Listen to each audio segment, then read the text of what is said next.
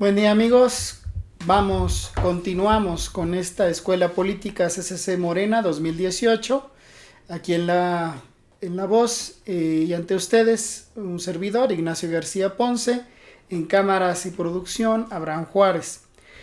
Vamos a esta última emisión que tiene que ver con los 50 lineamientos para la transformación de México por parte de Morena y nuestro candidato presidencial, Andrés Manuel López Obrador. Vamos a revisar, por último, ya los compromisos 39 al 50. Que con excepción del último compromiso, que lo vamos a comentar con cuidado, tiene que ver con el aspecto social. Los compromisos 39 al 49 son eso precisamente. Tienen que ver con aspectos como educación, salud, cultura. Tenemos que hablar de esto fundamentalmente porque han sido estos derechos totalmente violentados, rezagados, hechos a un lado por las políticas neoliberales, tecnocráticas que nos han gobernado durante los últimos 30 años. Ningún presidente, desde Miguel de la Madrid Hurtado hasta Enrique Peña Nieto, realmente ha resuelto el problema del enorme rezago educativo, del enorme rezago de salud y de cultura que tenemos en este país. ¿Por qué? Por una sencilla razón. Porque la política tecnocrática neoliberal a la que han obedecido estos gobiernos tiene un principio, que la política social fundamentalmente es un gasto.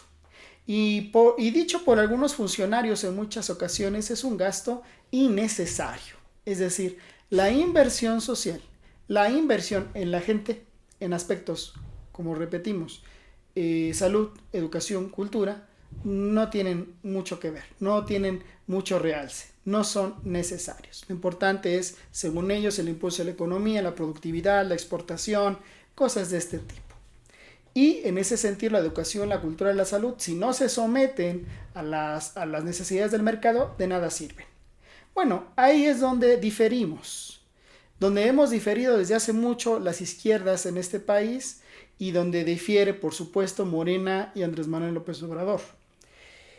El aspecto educativo pues tiene que ver evidentemente con la infancia y con la juventud de este país. Los 50 compromisos tienen mucho que ver con los jóvenes. Hay un gran planteamiento de apoyos sustantivos a la juventud de este país, en términos de educarlos, de apoyarlos y de introducirlos al ámbito productivo. En principio hay un compromiso de un acceso universal, libre, gratuito a la educación, media superior y superior particularmente, porque sí hay una visión de consolidar un capital humano que eventualmente impulse el desarrollo y la productividad de este país. Nos oponemos por completo a condicionar la educación bajo algún criterio supuestamente académico, supuestamente administrativo, pero particularmente bajo un criterio de discriminación social, que es en realidad lo que existe en este país. Los exámenes de admisión no miden conocimientos ni capacidades, miden las condiciones sobre las que un joven ha podido estudiar o no. Aquellos jóvenes que tienen condiciones materiales para poder estudiar son los que pasan ese examen. Los que no tienen las condiciones simplemente se rezagan. Y eso ya ha sido dicho por muchos estudios y diagnósticos especializados. Se defiende entonces el acceso universal a la educación y con ello el apoyo en becas y en condiciones de estudio para que los jóvenes puedan progresar en esa situación y eventualmente el apoyo para el empleo, introducirse al campo laboral y al mercado productivo para poder no solamente desarrollarse de manera personal, sino impulsar al país en su conjunto. Con esto tiene mucho que ver el aspecto de las telecomunicaciones. Las telecomunicaciones también se establecen como un derecho, es decir, no como un privilegio con base en cuánto tengo y cuánto puedo pagar. El proyecto de Morena implica que el servicio de todas las telecomunicaciones y particularmente el servicio de Internet como una herramienta fundamental en nuestra época, va a ser universal, libre y de calidad. Para eso el gobierno la candidatura de Andrés Manuel López Obrador y Morena se comprometen a utilizar la infraestructura de la Comisión Federal de Electricidad para garantizar esa cobertura de Internet. En el aspecto de la educación es muy importante el impulso a una reforma educativa, pero no una reforma educativa como la que se hizo por este gobierno de Enrique Peña Nieto, que básicamente se fue sobre las condiciones laborales de los profesores. No se trata de eso, se trata de mejorar el proceso de enseñanza-aprendizaje, pero considerando la opinión y la participación de los verdaderos actores.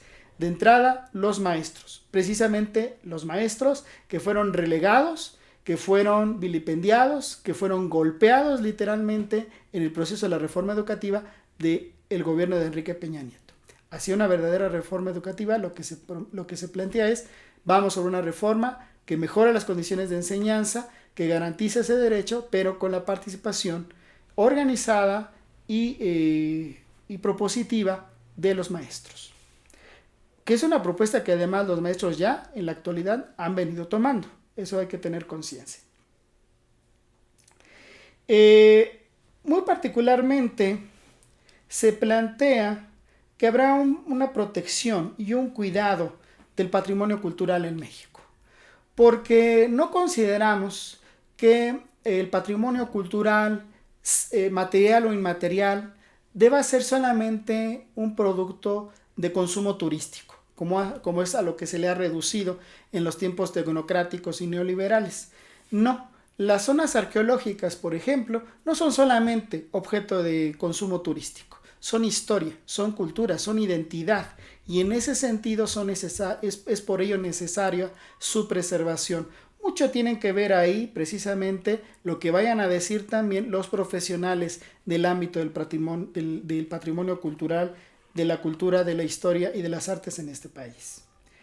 Se hace un planteamiento de una reorganización del sector salud y una garantía universal y gratuita de los servicios médicos y de medicamentos. Esto es muy importante. Una sociedad que no garantiza la salud, que no garantiza su sanidad y su salud plena e integral al 100%, es una sociedad que eventualmente va a estar enferma y es una sociedad inútil, improductiva, que no puede avanzar. La salud debe ser universal, debe ser accesible, de calidad y para todos, en todos los niveles. Ahí tenemos muchos ejemplos de sistemas de salud gratuitos, universales, no solamente Cuba, que es un caso muy cercano a México, sino ahí está el caso británico, el caso francés. En México ese es el compromiso a lograr. Y bueno, hay un compromiso final que es el de la seguridad, muy delicado para nuestra realidad nacional. Creo que aquí ameritaría, y es el compromiso 49. Aquí valdría la pena leerlo. Dice: cambiará por completo la estrategia para atender el problema de la inseguridad y la violencia. El eje fundamental en esta materia será la mejoría de las condiciones de vida y de trabajo. Habrá coordinación entre las corporaciones policíacas, perseverancia, inteligencia, pleno respeto a la legalidad y a los derechos humanos. Se evitará el contubernio entre autoridades y delincuentes. Es decir, se trata primero de combatir las causas, que es la miseria que persiste en este país y que empuja a muchos al crimen organizado, y muy importante la corrupción, para que el Estado o al interior del Estado no estén los criminales, sino que estos sean los que sean combatidos por el Estado mismo. Bien, pues estos son los 50 compromisos, esta es la plataforma, esperamos haberlas explicado lo mejor posible y que sirva al entendimiento no solo de lo que propone Andrés Manuel y Morena, sino de lo que vendrá con el triunfo de nuestra lucha el 1 de julio de este año. Muchas gracias.